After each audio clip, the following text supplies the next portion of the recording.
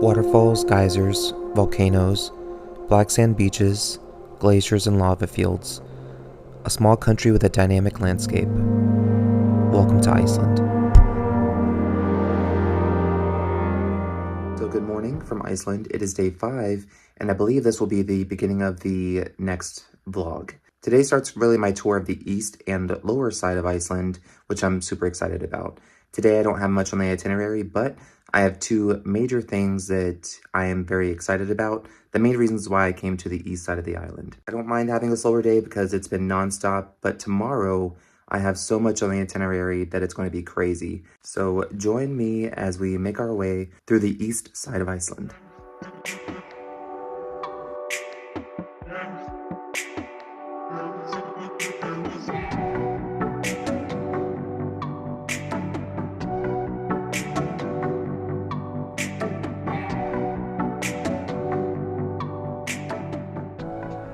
I started the morning in one of Iceland's geothermal areas, reminiscent of my time in Yellowstone National Park. I then set off to Studlagill Canyon, my main reason for visiting this section of the country, making plenty of stops along the scenic roads on the way.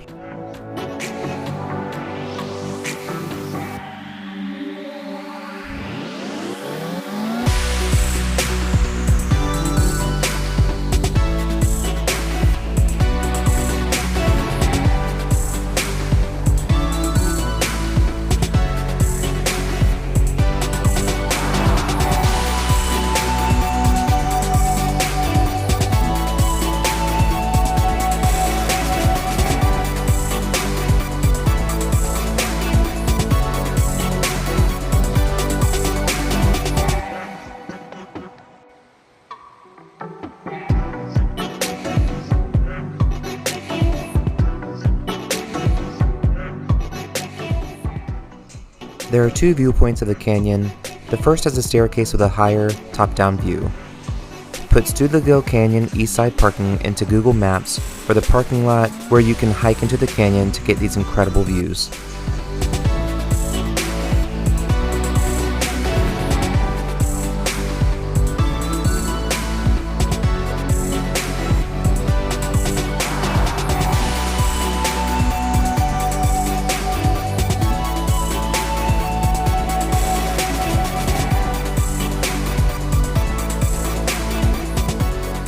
So I just finished with Studlagill Canyon, and it was just as amazing as I hoped. So the water was just Gatorade blue, if that makes sense.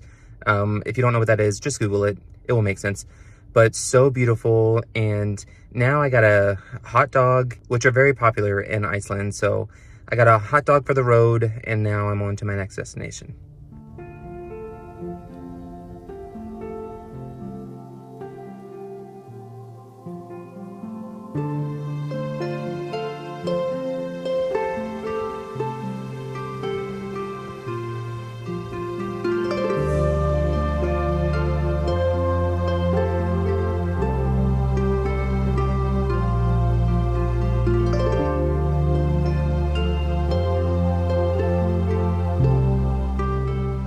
So that hike was very hard.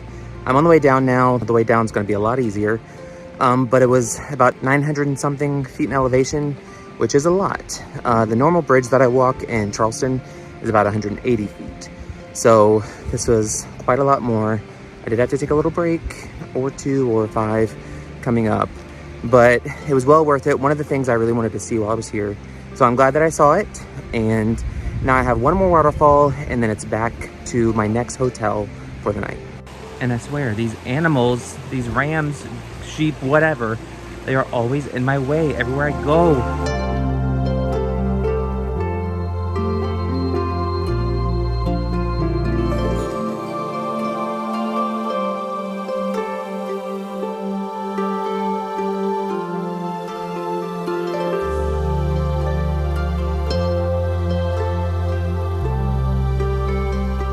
So if you can see that road in the middle of your screen, that is the ground basically where I parked. So it was a very far way up here. The drive to Folladafoss was the scariest. There was less than 10 feet of visibility in front of me due to low-lying clouds. Remember, the roads of Iceland are unpredictable.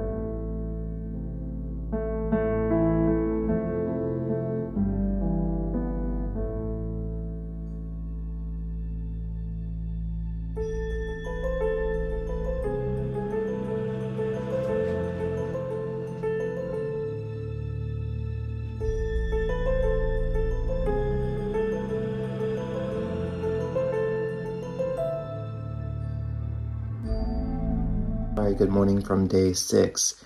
It is going to be a very busy day. We have a lot planned today. We're exploring basically the lower right portion and the bottom portion of Iceland today. It has a lot to see and do, so we're going to be very busy today. My day started now, 6 hours to go to the hotel, but all along the way are such important stops that I want to see. All right, folks, buckle up.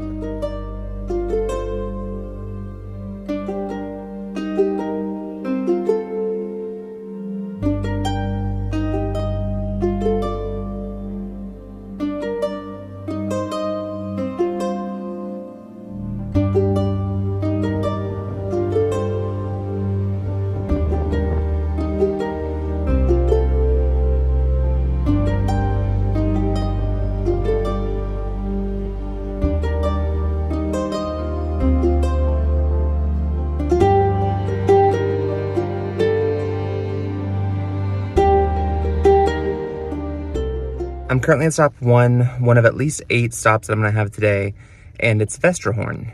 It's a mountain and it's alongside of a beach, a black sand beach, and it is beautiful, but there are low-lying clouds that don't let you see the top very well, but still from what I see, it's beautiful.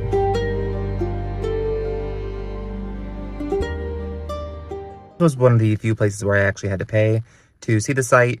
It was 9 ISK, and there's a cafe at the beginning of this road where you can buy those tickets.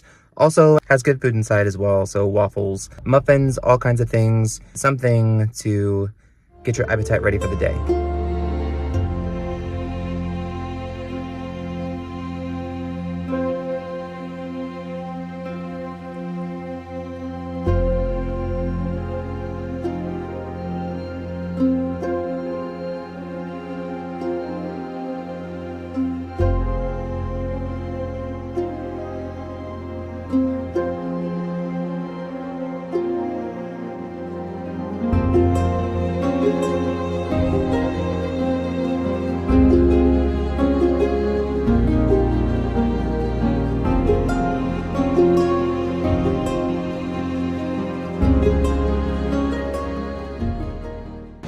So this is my return to Diamond Beach.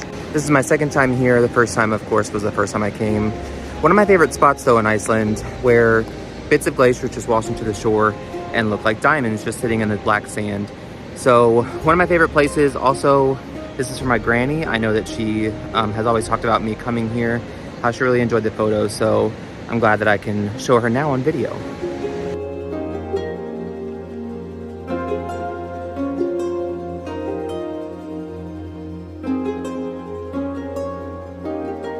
And this is officially stop 2 of probably 8 or more.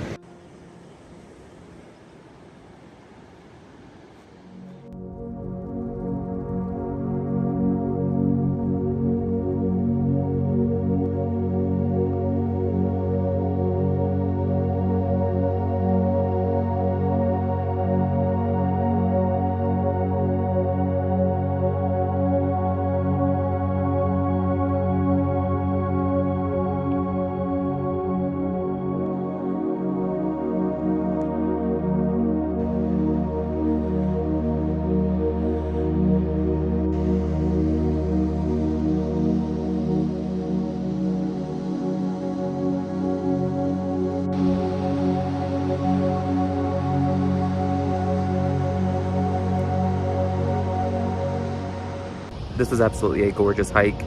It is very challenging, I will say, but it looks like right out of Avatar. It is so beautiful here. I am ready to get to the next part of my day, though. Beautiful, long hike, but a great hike. But very afraid of heights, so I'm a little nervous.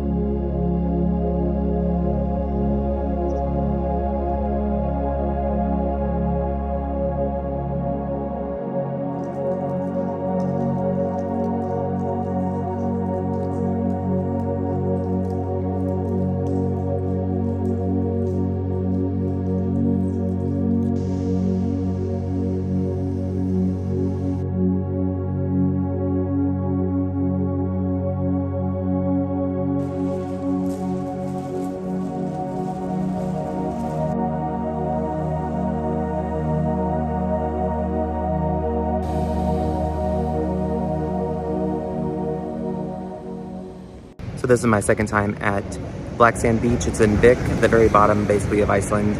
And it is so beautiful. I'm glad that I made a stop. I'm making it quick though, because this is my second time here. I've photographed it, I've enjoyed it, I've loved it. So I'm not staying long. Where I was before, that cave is about 30 minutes from here. It's a quick drive, hardly anyone was there. So definitely worth a stop if you're going along that route.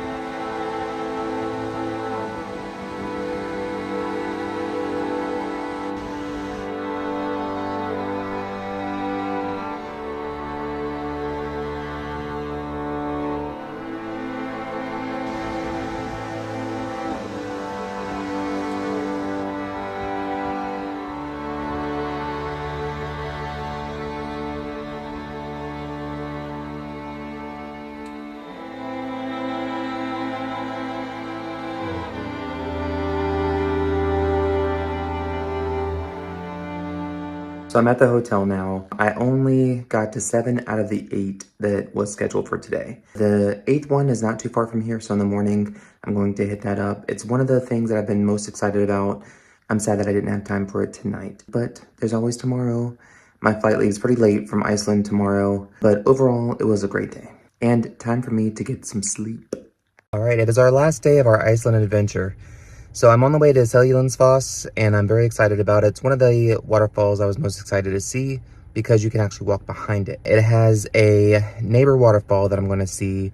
I forget the name of it, and I probably can't say it. After that, I might go to the Golden Circle for a little bit, but I don't want to get to the airport too late. My flight is pretty late today, but I want to expect the unexpected.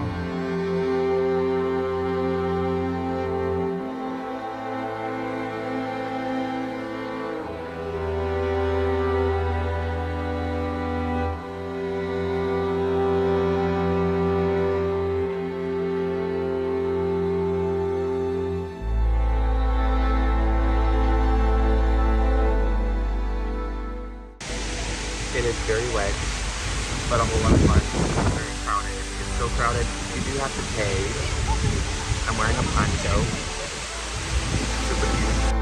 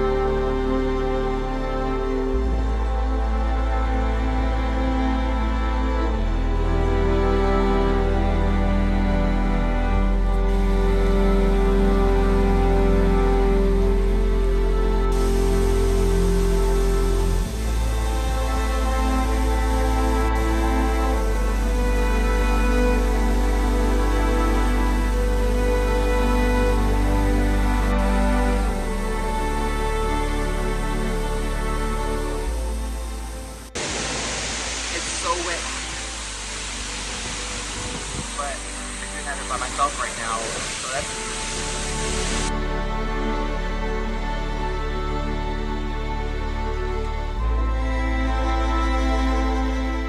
So that was the only time that I saw a line for basically anything in Iceland. What I will say though is that it was very worth it. Both attractions, really bring a poncho, and waterproof shoes if you're gonna do that gorge. It was so beautiful though. Very glad to start the last day off like this.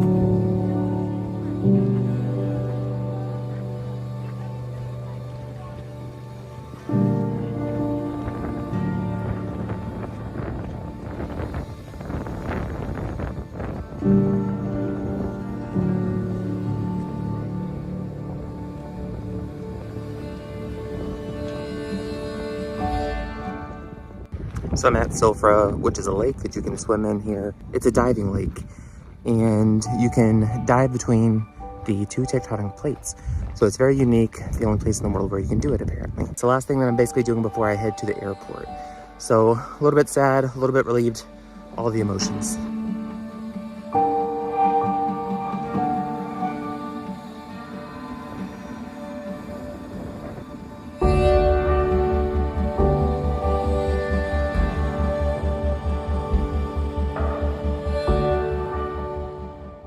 From Thingvellir, I have about an hour, hour and a half drive to the airport. My journey is not over yet. I still don't know if I'm going to be charged more for anything that happened when I got stuck in those effing rocks. Stay tuned for the suspenseful conclusion.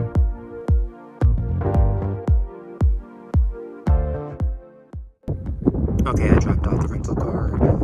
Everything seems fine right now. I don't know. But now I'm just waiting for the shuttle to get to the airport.